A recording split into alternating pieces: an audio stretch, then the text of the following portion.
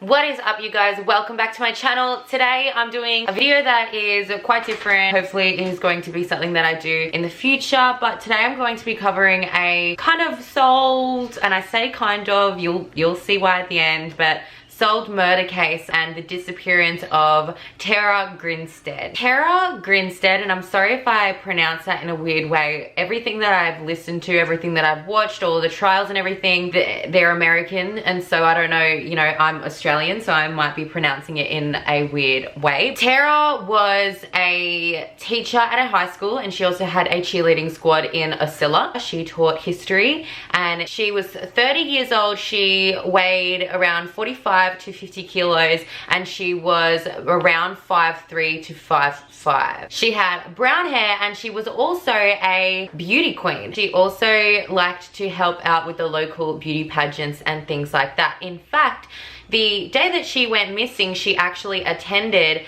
a beauty pageant and actually helped a lot of the girls get ready for this beauty pageant. Now, the timeline for the day she went missing can get a little bit murky, but generally from what we know, she went to the beauty pageant and spoke to a couple of people after she left the beauty pageant, and then later on that night, she went to a barbecue hosted by the principal of her school. This was something that the principal did all the time, and so she went to the barbecue, and her excuse for leaving the barbecue that night was that she wanted to go home and watch the pageant from that night.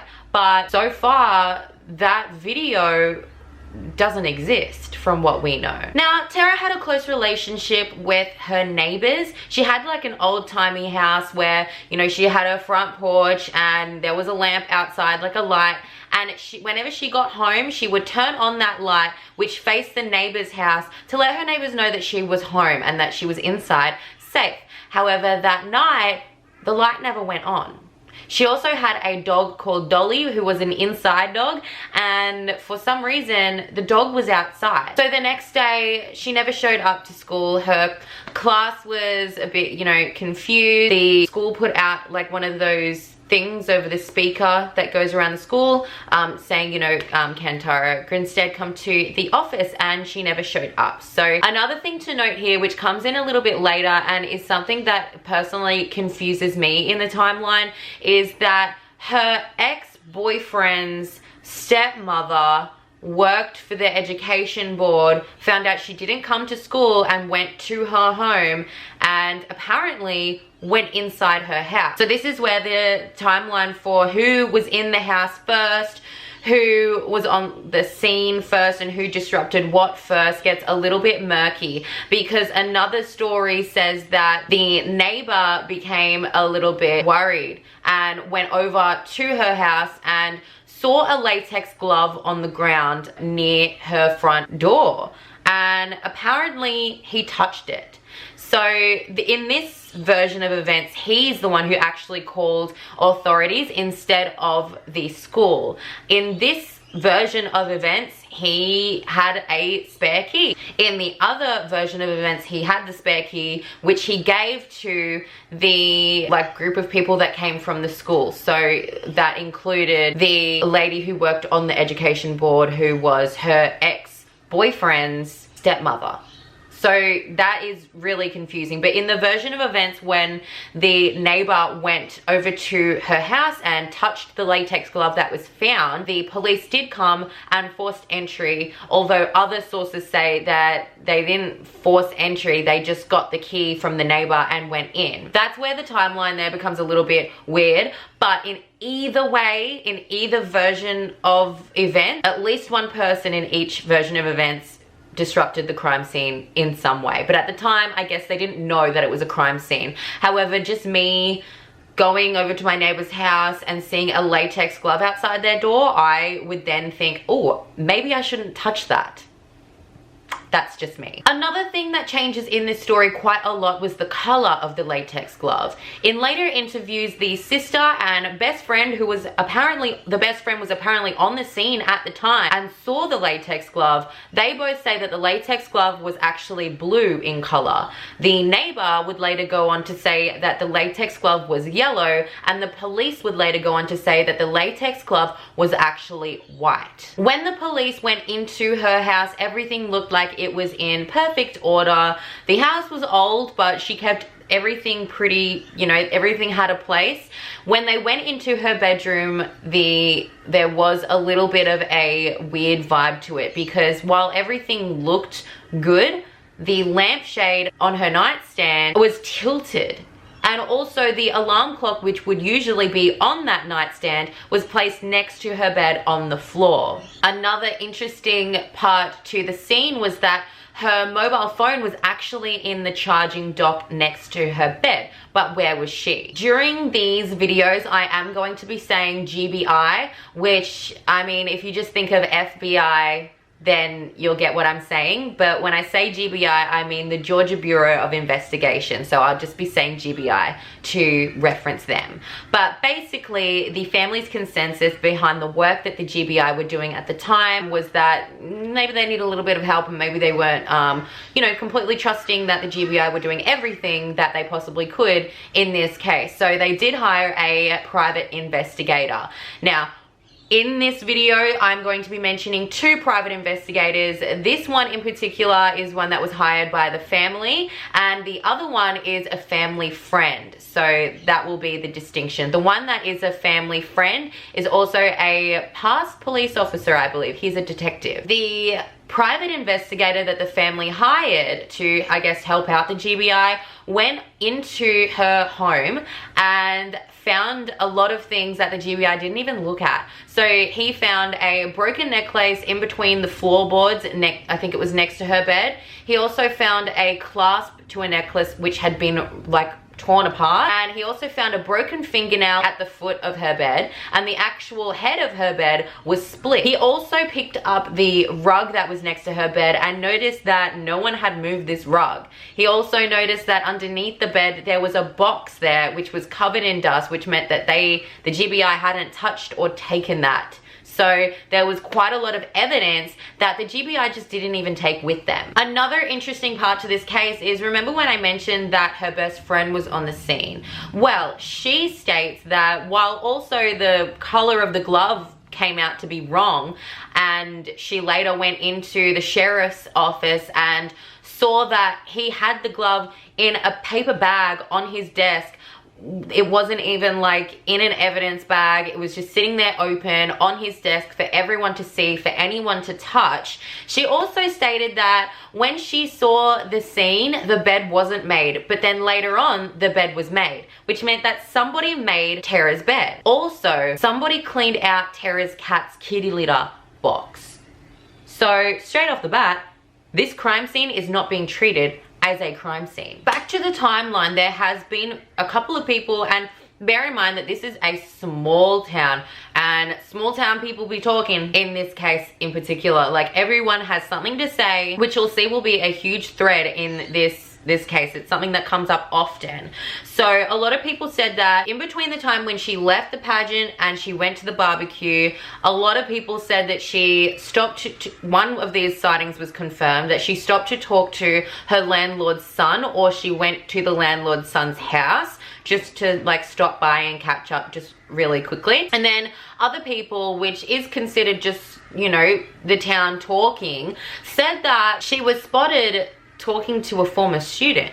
Now, this brings in another character to the play. His name is Anthony Vickers, and Anthony Vickers' relationship with Tara is, it depends on who you talk to. So if you talk to Anthony Vickers and Anthony Vickers' mum, they had a relationship. But if you talk to anyone else in Tara's family, anyone else who knew Tara, they would say absolutely not. She would never date a former student. A couple of things actually did happen in regard to Anthony Vickers and Tara before she went missing. So there was a time when he was arrested on her property. If you look at Tara's version of events, she's saying that, you know, he was very upset and police were called, and that's when he was arrested. And then if you talk to Anthony Vickers, he will say it was actually the neighbors who called the police, and he was leaving by that time, and that one of the policemen actually shoulder barged him.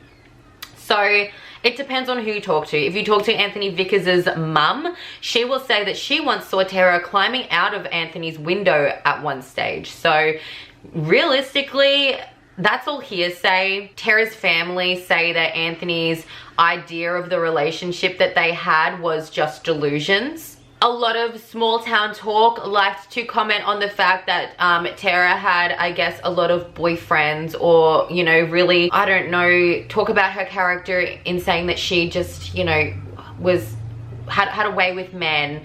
And at the time when she went missing, a lot of people suspected her ex-boyfriend. Her ex-boyfriend's name is Marcus Harper, and a lot of people think that he had something to do with it because they had a fight and they recently broke up before the time of her disappearance. Everyone knew Tara to be this bright, bubbly beauty queen who was just so helpful and just so beautiful when it came to other people. But in the time before her disappearance, a lot of people noted that she had changed, and a lot of people chalked that down to her recent breakup with her ex Marcus. Now, the breakup was actually her breaking up with Marcus because he didn't want to get married. He didn't want to commit to her in that way, and at the time he was in and out of deployment. So she broke up with him, and at the start he felt really rejected, but then later on she wanted to get back together, and he was just like, look, I'm not getting married, like, I'm telling you this right now, like, it's not going to happen. And he was like, I'm happy to be your friend, but we're never getting back together. I don't want to marry you. And she from then felt very rejected, and it really did show in her demeanor and the way that she spoke to people, and in some of the emails that she was sending. There was an incident where he woke up in the middle of the night and she was banging on his window and she was crying, very upset, and she said that if he ever dated anyone else that she would commit suicide. In later emails as well, which is kind of spooky without context, but in emails to Marcus's mom, Tara was saying things along the lines of, remind Marcus of what I said about something happening to me. If he leaves it like this, something might happen to me or him. So without context, that seems very worrying and scary. Also, during this time, she went to get in the car to go to work, and she had a full-on mental breakdown after she got off a call with Marcus, basically him saying that they're not getting back together. And she was so distressed that someone actually had to carry her into her home because she just physically could not walk. So at this time, there were so many, there was like a handful of suspects who were presumed to have had a relationship with her or known to have a relationship with her. So there was Marcus, her ex-boyfriend, and then there was that Anthony Vickers character who was a former student who he claimed had a sexual relationship with Tara for like over a year. However, Anthony Vickers did actually agree to a polygraph test, and he also willingly gave his DNA. So, I mean, I know polygraph tests aren't always like but the willingness to give a polygraph test, I think just for me is like, okay, and especially DNA, because in Georgia in particular, you don't actually have to willingly give up your DNA. Like, if you're not allowed to be forced to give your DNA unless there is, I guess, a really strong reason to believe that you should give your DNA. And if that is the case, then you have to go and get a warrant before you can force someone in Georgia to give up their DNA, unless it's a felony. So if you've been faced with a felony charge, then you will forcibly have to give up your DNA. But other than that, you don't have to give your DNA. No one knows of such videotape existing, even still to this day. Might I say, this actually happened in 2005. We're now in 2019. No such videotape has ever been found. However, a witness does claim that they saw a man leaning up against the wall filming the pageant. So we still don't know. At the time that the glove was found, the DNA that was found on the glove matched a white male. Now, even though there is a whole bunch of speculation with this glove, you would think that that's where it ends. Well, sis, no, there is more. Apparently, another witness who was walking their dog literally just a block away from her house, a block away from where this glove was found, said that he found another glove and that he gave it to the police. Yet, 2019, we don't know anything about this glove. This random glove that was supposedly given to the police, this latex glove that could have been the other side to the glove that was found outside her door. Now, the private investigator who the family hired does say that he thinks that it's a possibility that this latex glove was actually planted there, because it just seems a little bit weird for someone to abduct someone or do something to someone to the point where they would need to wear gloves, but then take the glove off, because they don't just slip off your hands, take the glove off and leave it at the scene. It seems very strange. So at this point, everyone's like, what is the go with the glove? What color is it? You know, what color really is it? And was there another match? And why is it there? And who does this DNA belong to? As well as this friend who wished to remain anonymous, who said that she saw this glove on the sheriff's desk for anyone to see. Her personal opinion on it now is that this glove means nothing, because it could have been swapped by now. The idea on what color the glove was has been so heavily debated that she's like, look, this glove means nothing anymore. It's been too many things have happened to this glove that at this point it could have been swapped. Another thing that was found in the house that I have some questions about, not in the house, but wedged into the door, was a business card. Now, remember how I told you that there was a private investigator who was a family friend? Well, on the night that Tara went missing, she had literally, I'm gonna say over 20 phone calls from this private investigator who was a family friend. Now, this private investigator's name is Heath Dykes. This is something to, he plays a very stood back role in this, but he is in all of this evidence that I have. Heath Dykes is a family friend, and on her phone, she had over 20 missed calls from him. Now, on that night, her mother was a little bit worried about her and did ask Heath Dykes to go and check on her. Now, Heath Dykes traveled over an hour, so an hour and 15 minutes to go and check on Tara. For some reason, he went to her home, and when you do a welfare check and you're not the police, generally, well, at least if I was this private investigator who had the means to do so, I would be checking in her home. If she's not answering, if there's already this alarm and worry about where she is, I wouldn't just be like, oh, well, she didn't answer the door, so I'm just gonna stick a little business card in the door.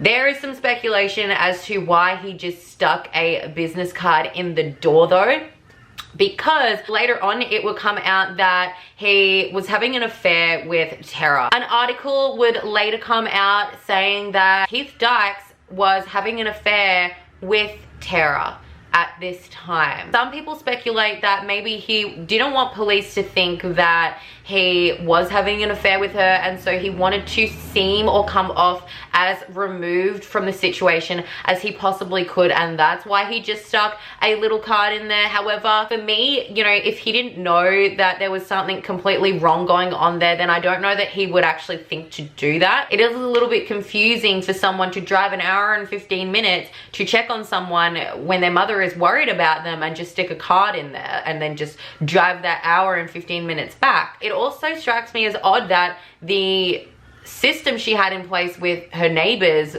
was so hectic, because I can tell you this right now, I don't know why anyone would be so worried if it's such a small town, everyone knows everyone, and for some reason you've got this system with your neighbor being like, look, I'm gonna turn my lamp on, you're gonna know I'm inside safe. If nothing was wrong, if really truly nothing was wrong, then why would you have that system with your neighbor? And also, if you had that system with your neighbor and the light never went on, why did the neighbor not do anything that night? You know what I'm saying? Why didn't he check on her?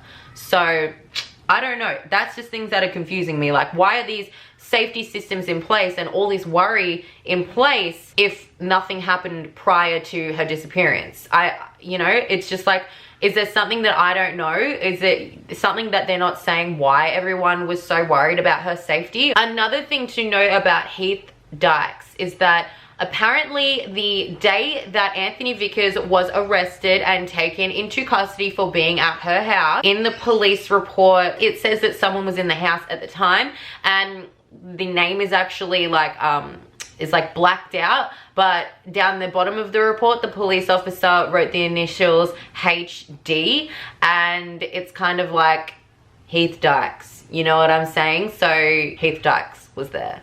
HD, you know what I'm saying? Do you know what I'm saying?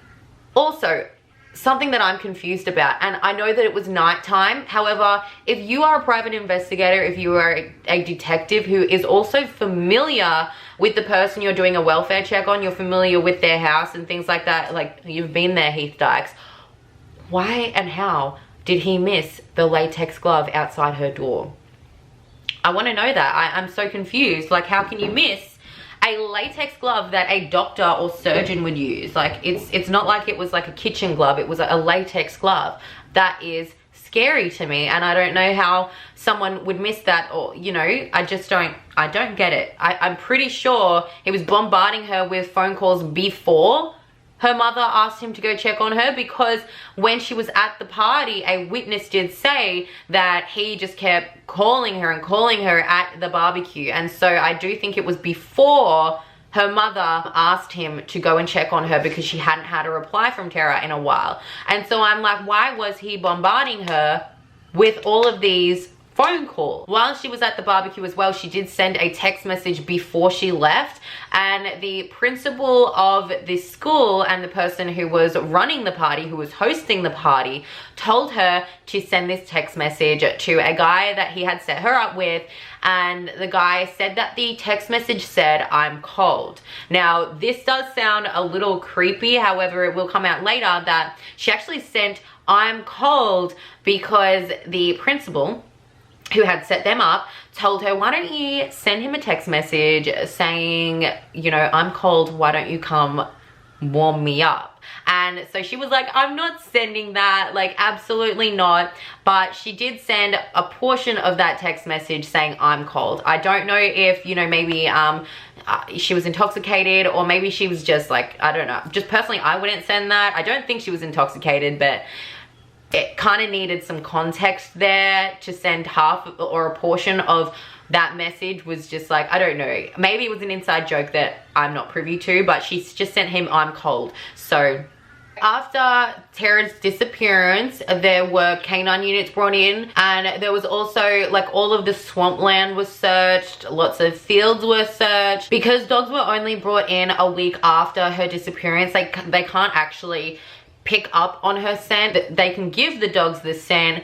and they can determine whether or not the scent is there or whether or not the scent isn't there, but they can't actually follow her from her home and just pick up a scent, because by that time it's gone. By that time, especially in the heat and the humidity, the scent is gone. There's nothing left of it. So the dogs actually did go on 30 different searches, and they searched hundreds of acres, but nothing was found. I will say though that Marcus at this time was a huge suspect, especially when you consider emails that were saying, so from Tara to Marcus's mother, she was saying things like, you know, Marcus had said bad things to me in the past, and now I'm starting to think that they're all true. Now, a lot of people did actually send police on, I guess, wild goose chases that they didn't need to be going on, that they didn't have time or resources to be going on, but had to, because, you know, they were going to check out the leads. So there was a person who was like a self-proclaimed like serial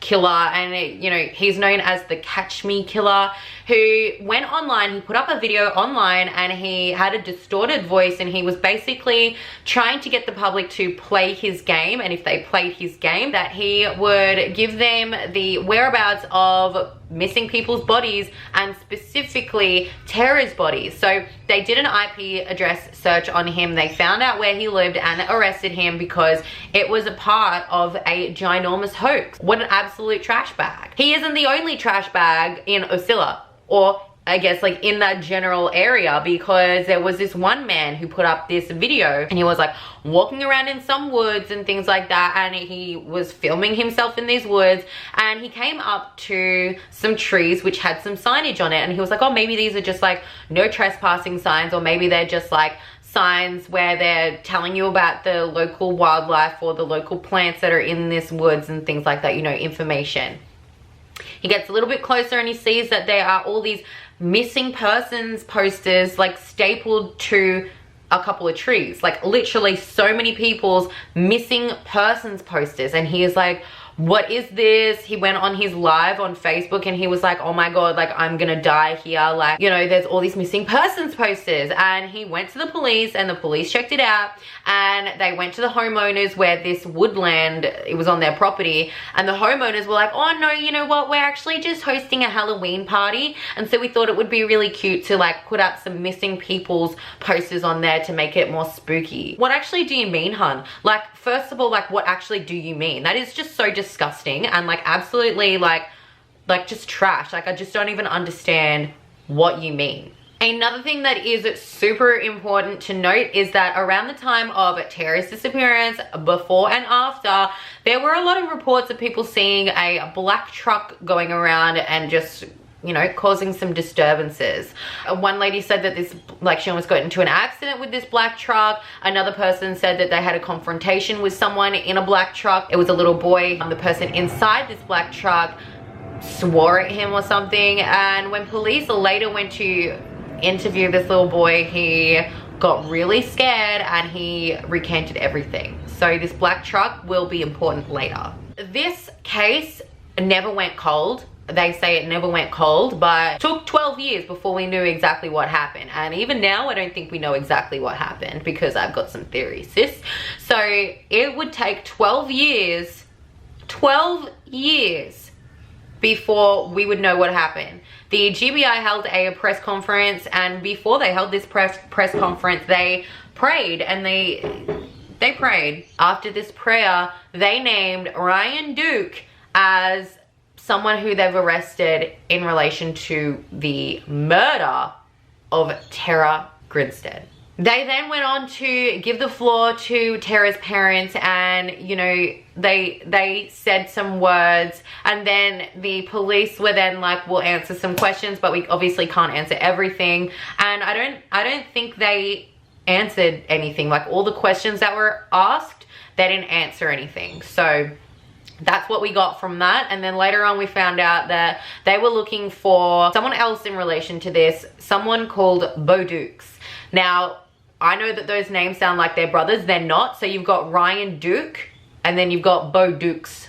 So they're not related, but they are very close friends. People will describe Ryan as someone who is not capable of something like this. Someone who is not the smartest guy. One of his friends would later describe him as not the smartest guy, not alpha enough, and would just describe him as someone who would not be able to do this on his own. Like he's just not the guy. He was described as someone who was kind of sad, who just hung around and smoked weed, had no aspirations, and also he had no criminal background. Like he had no criminal history. Bo Dukes, however, had a lengthy criminal history, and he was later arrested as well in relation to Tara Grinstead's disappearance / murder. Later on, 40 GBI investigators swarmed Ryan Hudson's pecan orchard. Orchard?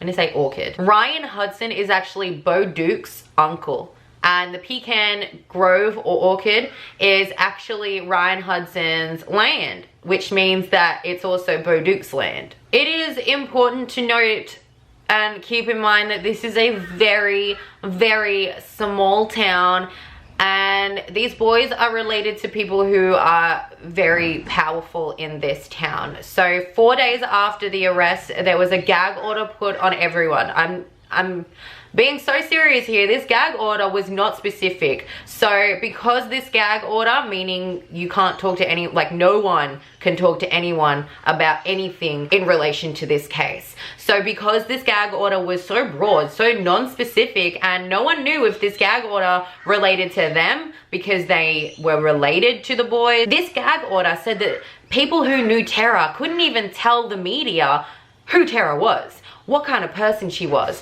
And so because of this, attorneys of the media, of different media outlets, put in an appeal to this gag order and said, this is unconstitutional. And so the judge in this case did say, give me a week, and she looked over the gag order and she was like, okay, this gag order is still going to be in place. However, it is only going to be in place for the police and the people who are directly related to the case, which meant that people who knew Tara could now talk to the media and talk about the kind of person she was and things like that. Another thing I do want to note that I missed out saying before, that even though a witness did say that they did go past her house at like, I think it was 1:30 and her car wasn't in the carport, however, the time frame there is, we'll get into that later, but it is believed that she went home. It's undetermined why Dolly was outside at this point and how someone gained entry into the house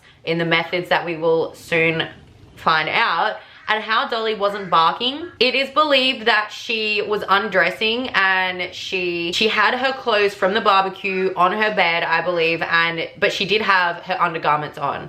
It is also noted that the window next to her bed, the latch to the window, there was one screw that was completely out and one screw that was like torn off. So the latch was like torn off. And it is interesting that someone who had this system in place with their neighbor to let them know when they were home safe, inside safe, that they would let that window stay broken, if you know what I'm saying. Like, it's not something that is kind of like, oh, you know, like people can't get in. Like this latch was like ripped off. So it's interesting, like, was it broken? Did she know it was broken? She would have had to, because you look out of this window every day. But then also, like, could it have been broken in the attack? This is something that we still don't know to this day. Another thing to note is that when the car was found, it was unlocked, and she would always lock her car. And she was only like 5'5", 5'3", maximum 5'5". I'm a short girl. I'm 5'2". When I'm in my car, like my seat is pretty close to the, like it's pretty much the maximum pushed all the way forward. And when they found her car, the seat was pushed all the way back. There's absolutely no way that she would be able to drive that car with the seat pushed all the way back. So that's something interesting to note as well. Even though people describe Ryan as being this kind of he's not a very smart person, he's not a very confident person. The months after Tara's disappearance, he started exhibiting some really strange behavior.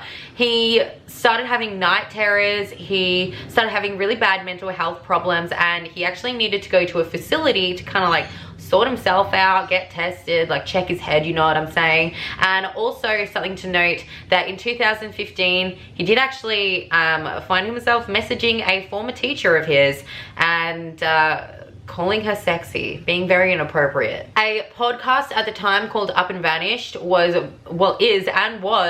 very involved in this case and has been credited with being the thing that kind of like forced police to jump back on this case after years and years, like over a decade. And they have this message board where people can like jump on and discuss the facts of Tara's, well, facts and like opinions on Tara's disappearance and well, now we know it's murder. There was a person who created an anonymous account on there who messaged a female person who was also on this discussion board about Tara, and he said, what would you do if hypothetically your roommate came to you and woke you up and said, I need to use your truck, I've just accidentally murdered Tara Grinstead?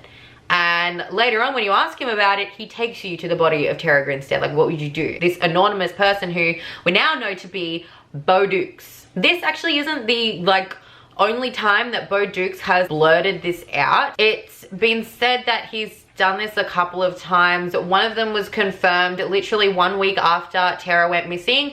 He was drunk and he told like the party that he had killed her. And one person actually took him seriously and went to the police about it. The pecan orchard was searched and apparently they found nothing. Another time when Bo Duke let this slip was to his army friend Dustin. So shortly after the disappearance happened, he enrolled in the army, and during this time he and his army buddy Dustin he would say on several occasions how to burn a body and that he's burnt a body before.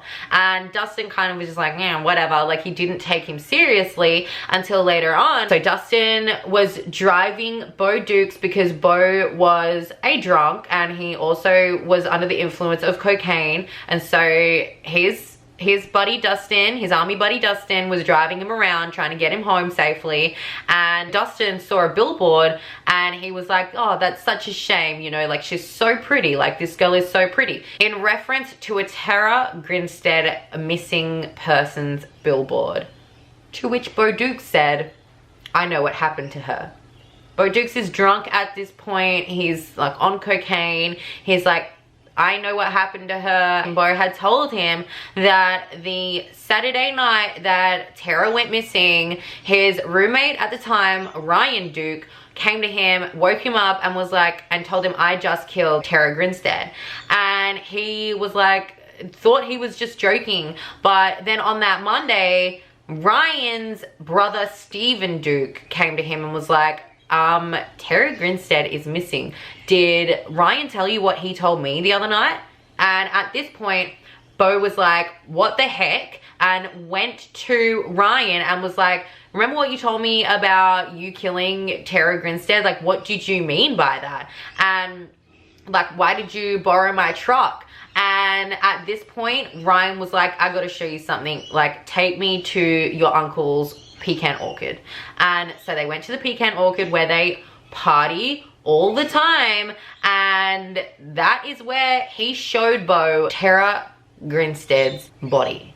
She was apparently lying face up. She was apparently in some deep rigor mortis, like there was some blood pooling where she was laying down at the bottom of her body, and apparently she had some bruises on her neck. Something that Bo Dukes would recall is the amount of ants that were on her.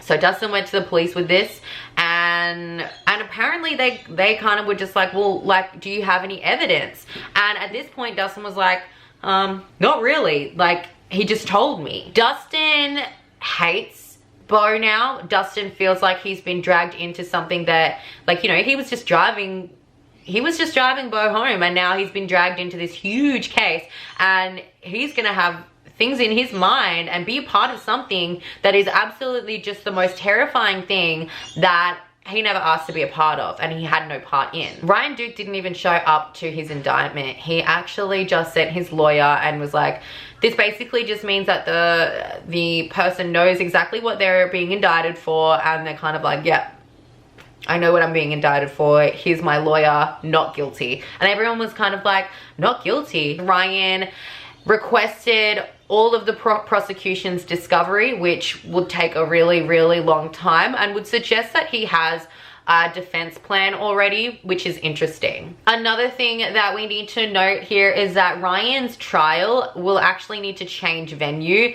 This will also take a really long time because they need to change venue to a similar demographic. However, they also need to rehouse all the court staff to this next county or wherever they decide to do this trial.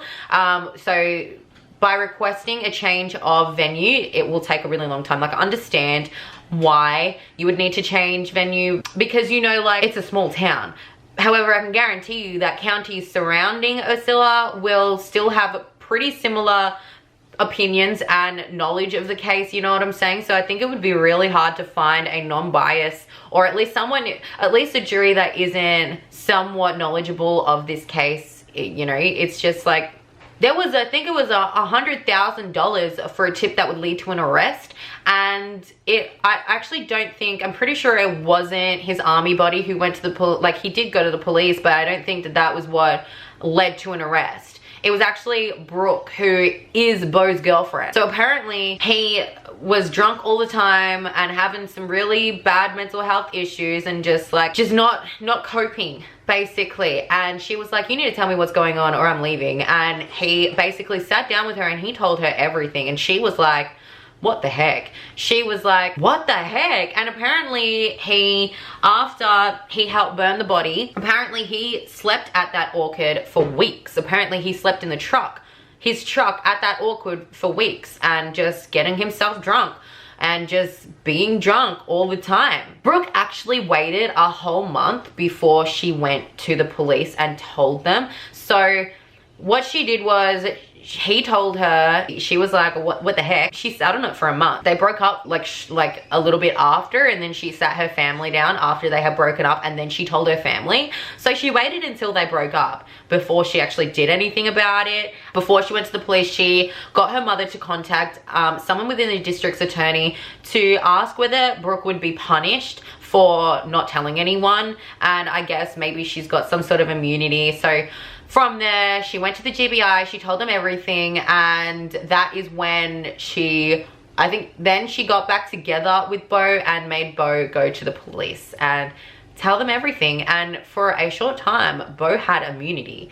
Bo had immunity if he would tell them what happened so that they could arrest Ryan Duke. No one knows why Ryan did it. All of these boys actually went to the school where Tara taught, and no one knows exactly why he did it because he hasn't said, but Bo says that he thinks that it was sexual. Also, something interesting that Bo says is that Bo thinks Ryan did it to see how it felt. Bo says that it took 2 days to burn her body, and he said that they didn't burn her right where she was.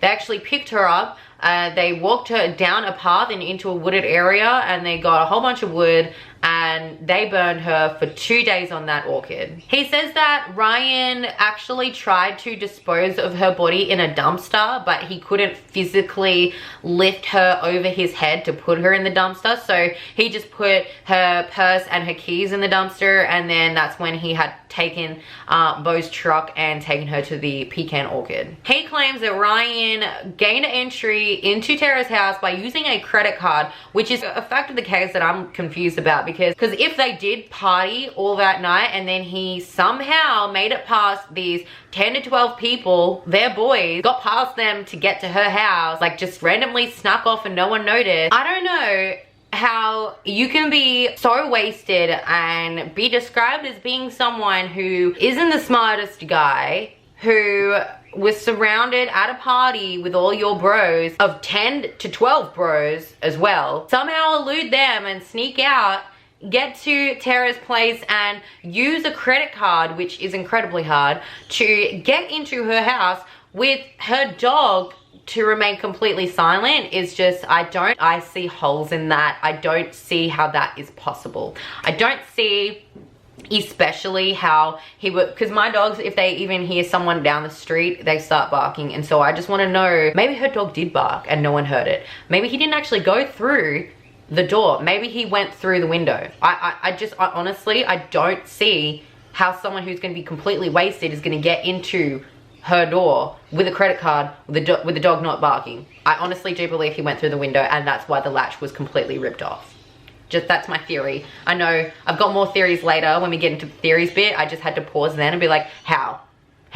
Another thing that is confusing is that part of Ryan's charges are burglary. That's confusing because how are you gonna burgle someone if you can see their car in the carport is my question. I don't think the intent was burglary. However, I do know in Georgia, the definition of burglary is like you go in with the intent to commit a crime. It can be considered burglary. And so maybe that's why they've called it that on the indictment. I don't get that part of it. I don't think he went to go and burgle her. Because if he did, he would have been the stupidest person on the planet to see someone's car there, see someone quite obviously home, to go and burgle them. So I do think his intent was not to burgle, but to do something far more sinister. To give you guys kind of an idea on how these two boys have been protected by this, because in 2010, a young man committed suicide because he felt that he had this strong connection to this case. He, in his suicide note, named 12 boys who were involved, and he claims to have been threatened by these young men, these 12 young men, in relation to the Tara Greenstead case. Now, there is some information about a fight that happened between these boys and boys from another county, where the boys were arrested, and all the boys from this side, from Ocilla, who were the 12 boys who are kind of like the gang, you know, including Ryan and Beau. They didn't get in trouble for it, even though the injuries were like someone was literally like beaten within an inch of his life. It was actually the boys from the other county who faced charges for that, so that is interesting. Another witness claims to have been driving around the orchid. They parked near where there was a fire and there were all these boys, so assuming to be the 10 to 12 boys on the suicide note to have been like the boys, you know what I'm saying, like their little gang. So the witness says that he parked there, he was talking to a friend, and this guy came out from, you know, there was like this huge old fire, and this guy came out and he was really like aggravated that they were there, and he was like, get out of here, you know, like leave, get out of here. And this witness says that he thinks that it was actually Beau who came out and was like, get out of here, like what are you doing here, get out of here. And apparently there were actually like 10 to 12 guys. So whether or not that was them actually burning her, and whether or not there are more people, as in the whole gang, who actually knows that this happened, whether or not it was just Beau and Ryan who burned her, I don't know. From this witness, you know, if we are to believe this witness, I would believe that this gang of boys, it's the whole gang of boys who know, not just Ryan and Beau. That's not actually in the trial though. This is just a witness saying this happened. So I'm going to talk about the 2005 party that they had at the orchid. They actually had these parties at the Pecan Orchid like a lot. Like these were party boys. This group of boys party at this orchid all the time. So the weekend after Tara's disappearance, Beau was said to have told everybody that he killed her. And as I said before, at this party, someone took it seriously. They went to the GBI and told them what Beau had said. And this is where I'm going to say these boys have relatives who are very powerful in this county. So at this time, Beau's grandfather was a really powerful state representative. And when these claims came about, when someone actually told GBI that, hey, Beau Dukes just came out and said that he murdered Tara at a party we were just at the orchid. So there were people from from Ocilla who were investigating it. And then there was a deputy from a county over. And just before this deputy came, like just before he hit state lines, he was told to turn around, go back, and don't come to this search. And so he just turned around. He didn't, I don't know why. Like, I don't know why you would just turn around unless you knew that something was dodgy was happening. Or if you were just like, oh, well, I listened to what everyone says, and so I'm just going to turn around. You know, he turned around. He didn't actually come to the search. He did what he was told. These next couple of stories are just things that people in town have said and claimed. So a girl called Ashley said that she was on Tinder and she actually matched with Beau Duke. She found herself tied up to a tree in the Pecan Orchid, and he was taking pictures of her, and he told her that no one would hear her scream. And she freaked out. She told her ex-boyfriend, like she was only on Tinder because she was trying to do a rebound. And so she told her ex-boyfriend, and her ex-boyfriend then told Brooke, who was Beau's girlfriend, if you remember, and was like, hey, your boyfriend's trying to get with my lady, you know what I'm saying? Like, what are you guys doing? And so then Brooke freaked out. She was like, hell no. And it was just this huge fight, and Beau was just like, I'm gonna freaking kill him. And apparently this guy was like, someone came to my house, they were looking in my window, I slammed the door, had my back against the door, and I swear to you that it was Beau. So another man has come forward and said that his now deceased brother had this story that he would tell about this guy that he picked up from a bar. He was trying to get his car to work and it wasn't working, and so this guy's brother was like, hey, like, do you need help? Like, what's going on? Like, I've got jumper cables, you want me to jump your car?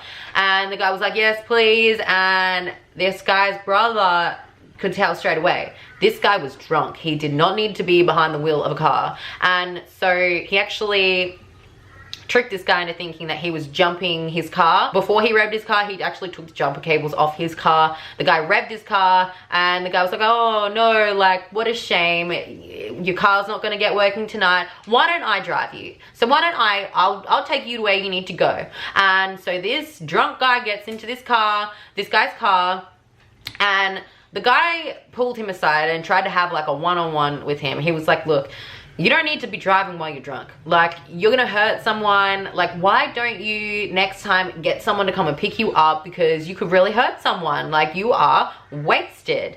And apparently this drunk guy turned to this guy's brother and was like, I know, when I get drunk, I black out. And one time I got so drunk, someone told me I killed someone. And this guy was like shook by this. This guy like was like, oh, spugget. And it's unfortunate that this guy's brother is like, he's deceased at this time, so he can't actually identify whether it was Ryan or Bo Dukes who did that. But if it is related, I'm going to assume that it was Bo, because Bo is the one who has shown to have really fallen apart after this whole thing happened, and he's the one to have been known as a drunk and really struggling with his mental health after. And so if it is related, I'm gonna go ahead and assume that this guy was Bo. And I think it also ties into the theory of like, why did Bo help Ryan cover this up? Bo could have easily gone to the police and been like, yo, my roommate just killed a girl. However, when Ryan collected Tara's body, he collected it in Bo's truck. And when he disposed of Tara, he did it on Bo's uncle's property. So it is assumed that Ryan roped Bo into covering it up and helping him get rid of the body, because he was like, look, I mean, you know, this is just as much on you as it is on me. Like, you helped me. They're gonna know, because it's, first of all, it's your truck and it's your property. I could just say that it was you. You know, that's kind of what we assume the reason is behind Bo helping. But then again, we don't know. That's just what we assume. Another thing to note is that literally 1 mile away from this pecan orchard, another girl went missing, and it's still unsolved. If we are to assume that the story about the girl being tied around the tree in the pecan orchard who did get away, and obviously we know that Tara, her fate was met in like connected to the pecan orchard, and then this random girl got murdered 1 mile away from the pecan orchard. That's just my theory on it. So we know that Bo got immunity for his part in the cover-up. However, when you do make a deal for immunity, it really is conditional. You have to be completely honest 100% and have known to have not lied in any of the investigational kind of things. And so his immunity was taken off the table, and he was then indicted for basically covering it up. Then the bond hearing came up, and let me tell you, this bond hearing was a hot mess. Like, in this bond hearing, they brought up a whole bunch of stuff that really did not need to be brought up. Like it's just all this hearsay on Tara's love life, and it's like, that has nothing to do with whether or not Bo or Ryan are a risk to the community, whether or not they're a flight risk, you know, like, it has nothing to do with anything. But apparently this is where they were going to bring all that stuff up, and I think that's where the prosecution really, like, what are you guys doing? What are you doing? I don't understand. Also, for some reason, in the bond hearing, we found out that, do you remember the personal investigator, Heath Dyke, that was said to have had a relationship with Tara? Well, apparently this is where they wanted to bring up that they found his semen in her place. And it's like, cool, man. What? And then also they brought up, which I mean is like, I know, cool for the case, but why are you bringing it up in a bond hearing? The fact that Ryan's DNA as well as Tara's DNA was found on the latex glove. But at this point, it's kind of like, yeah, cool, you brought that up in a bond hearing, but also, like, the glove, we don't even know if that's the same glove. Like, don't talk to me about this glove ever. Even though the bond hearing was kind of a shit show, the bond, like, the judge denied bond, so that's a good thing. Just the whole bond hearing was just like, why? Why? So Bo actually went to trial first. Bo stood trial for 2 counts of making a false statement, concealing the death of another, and hindering the apprehension or punishment of another. And this was actually a few counties over, and it only lasted a week. They literally took half a day to pick their jury for this trial, which is not a lot of time at all. Bo's defense in these, like in this trial against all of these indictments, is basically they were telling the jury, hey, You don't need to decide whether or not Beau was involved in the murder. That's not for you to decide. There's going to be a different trial about that later. What you guys need to decide is if Beau lied to the police at any stage. So this is where we have Dustin, his army buddy, coming in as a witness, and they also have his current girlfriend Brooke as a witness as to his involvement in all of this stuff. Basically, his defense was, hey, so yeah, like, okay, if Dustin is to be believed, Dustin also says that Beau was drunk. So if Beau's drunk and he gets interviewed by the police about it after the fact, maybe Beau was drunk and he couldn't remember, and that's why he denied it. You know, technically he didn't lie to the police if he doesn't remember it, and so that was his whole defense. It didn't work. In the closing statements for this trial, the prosecution was basically saying, like, you know, Tara was a beauty queen and she was known for her smile, and these boys left her with nothing but skull fragments and one single tooth, which they then buried in the dirt with household trash. That is what they reduced her to. This beautiful woman who would smile at everyone, and they reduced her to a single tooth and skull fragments. At sentencing, Connie Grinstead came up and spoke on behalf of Tara's father and basically said, you know, Tara's grandmother died 28 days after Tara went missing, and we genuinely think it was because of the stress. Like, she was so distressed, and like every single day in between Tara's disappearance and her death, she always had her head in her hands. She was so distressed and so worried for Tara, and so she was like, you know, you may think that you just covered it up and went about your life. However, you didn't see us when we were grieving. You didn't see us. You didn't see Tara's grandmother so distressed that 28 days later, she died. She made a point to say that, you know, while everyone else was grieving, everyone else was so worried, it's been 12 years. He could have put an end to their worrying about her and, you know, wondering what happened and just being completely torn apart by it, by telling them what happened. Given, yes, he did not murder her, but he did nothing, and he could have stopped that pain, but he didn't.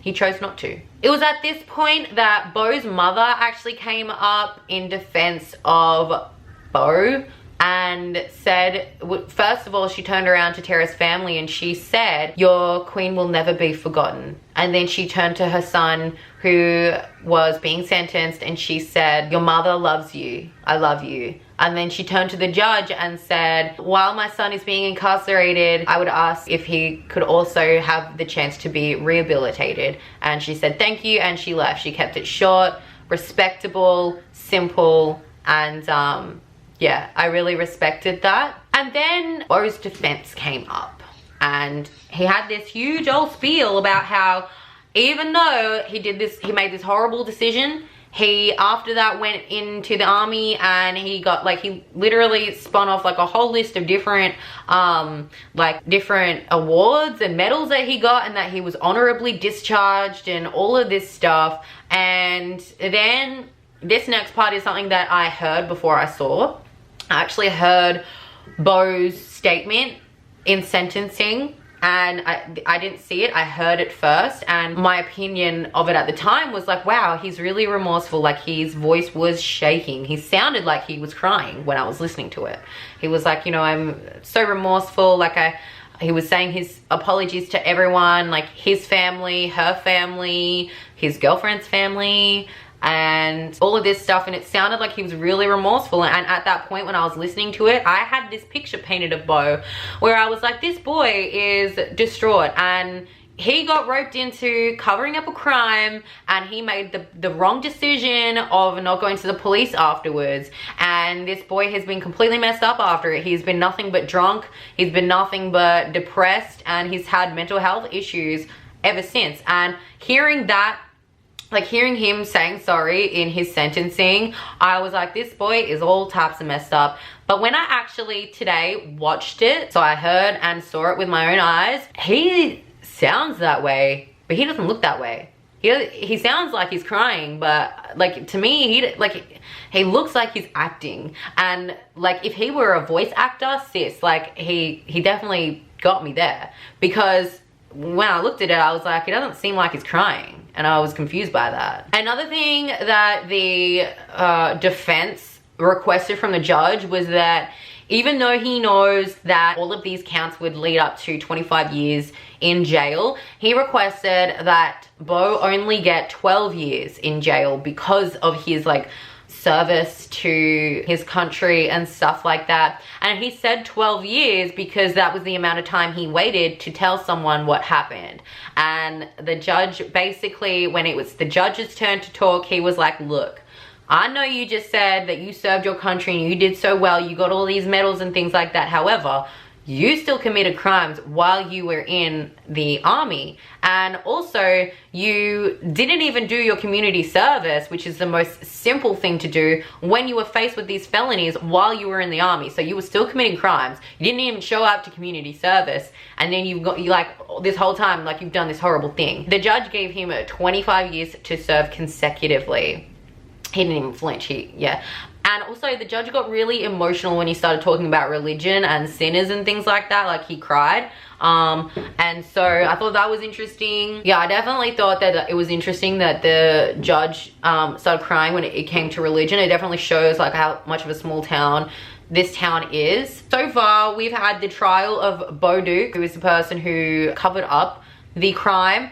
We are still yet to see Ryan Duke's trial. It's kind of a big trial, and so Ryan Dukes actually had a public defender in the start, but then later got these two big attorneys who offered to do his defense pro bono. Now, generally when you have a public defender, you get money from the state to hire investigators and expert witnesses, but because he has private attorneys now, even though it is pro bono and he is someone who cannot afford these things, and also because he can't be put out on bond, he can't work to get money for his own witnesses and things like that. The state has taken away the funding for him to hire witnesses and things like that.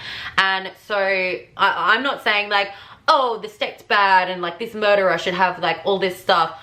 I'm just saying that it is a bad move on the state's behalf by taking away the money, because if he does go to trial, if he does get sentenced for something and he appeals and says that his Sixth Amendment right to a fair trial has been taken away because the state didn't provide him with the things that they would provide anyone else, that could actually be overturned. It could lead to a whole new trial where they have to retry it.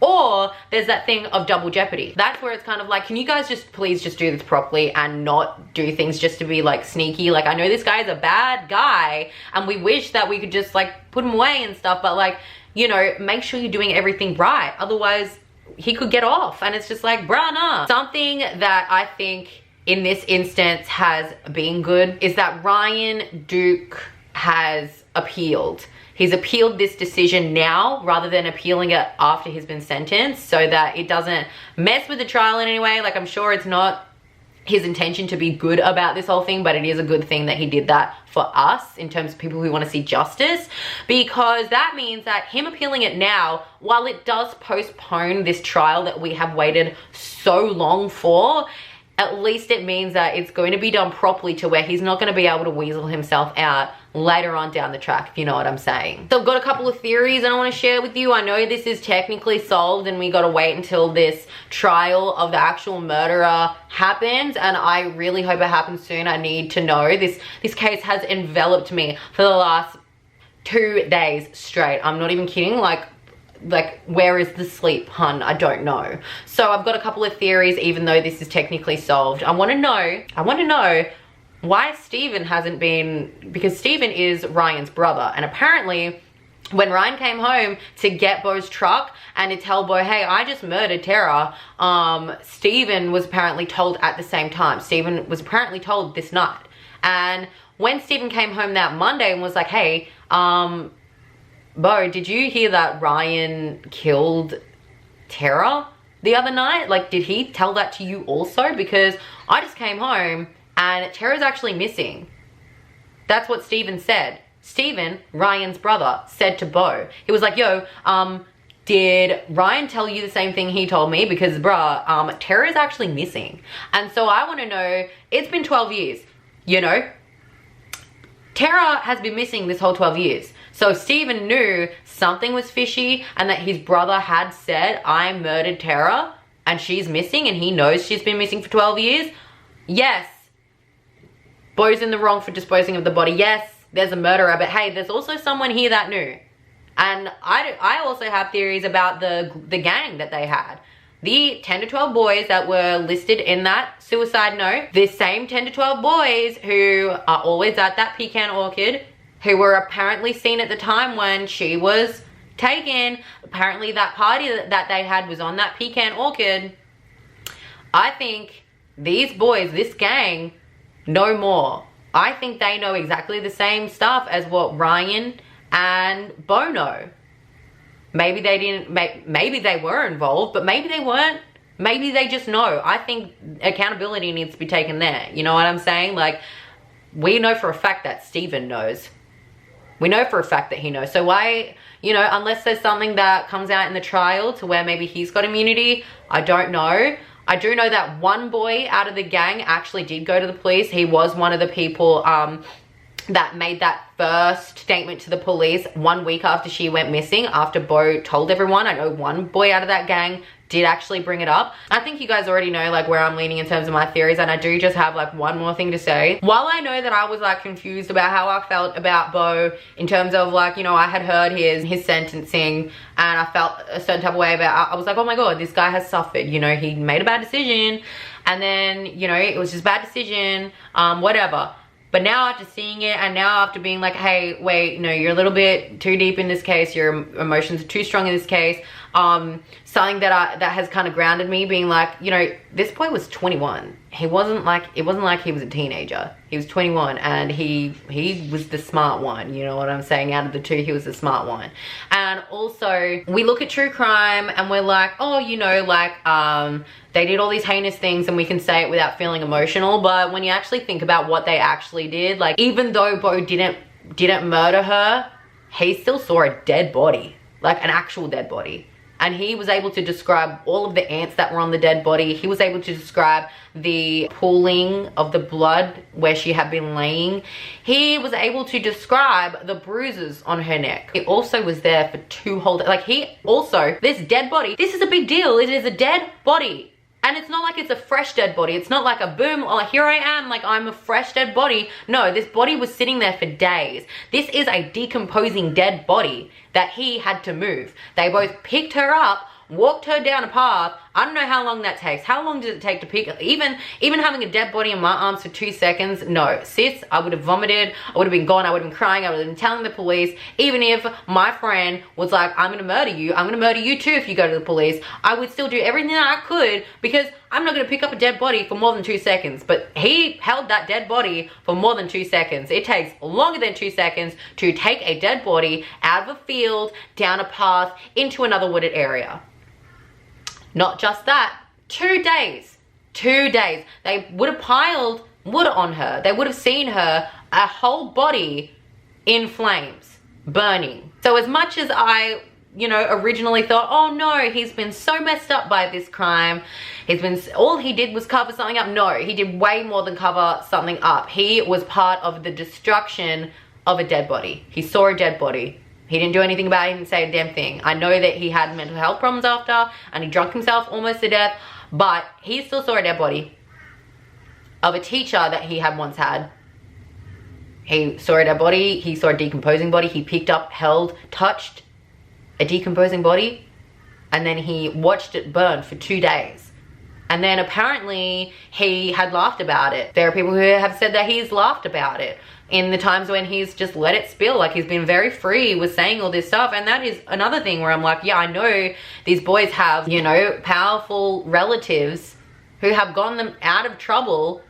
But I'm kind of just like, look, this girl was loved. And even if she wasn't loved, like, I don't personally cannot understand how someone can protect someone like that. Like, I just can't. I can't protect someone like that, and I don't think that I ever would. Because if I was in that situation, police, And actually, you know what, I say that now, but it's been proven, especially in this case, that police didn't do the work that they were meant to do in terms of like, they were told this story about these boys so many times, and they even searched the orchid, but obviously not well enough. We still need to find out what's gonna happen in the trial.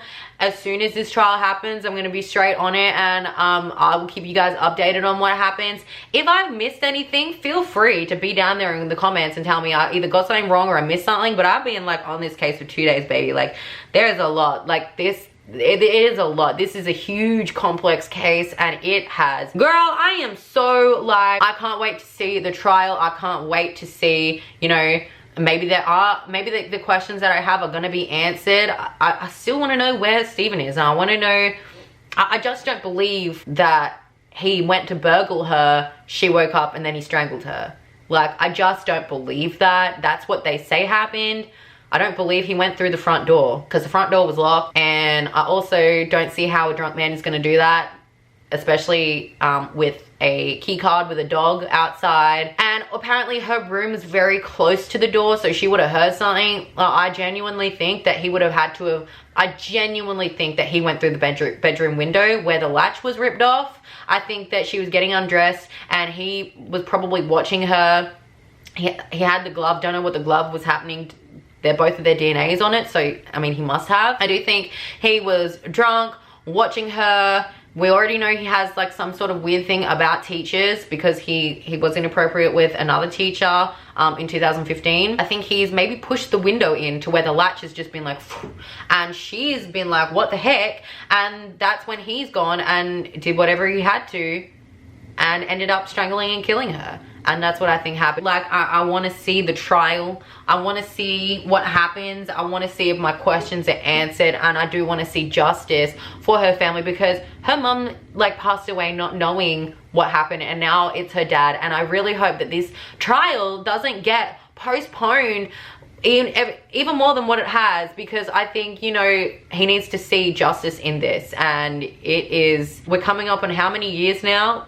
Way over a decade. I don't want to see this get to 2 decades. So anyway, guys, this was my first true crime covering. So I mean, if you enjoy these kinds of videos from me, do let me know. I wanted to cover my first case not knowing about it, because, and I also haven't seen this by any other YouTubers, so I did get a lot of my sources from the filming of all of the sentencing, the bond hearing and things like that are available on YouTube, and I'll link them below. And I also got a lot of my information from the Up and Vanished podcast, so if you're interested in that, they are on Spotify, and that is where I listen to it. Let me know if you like this video. Give it a thumbs up. It really does help. Subscribe. I put out new videos every week, and I will put my little head here if you want to subscribe. I will see you in the next one.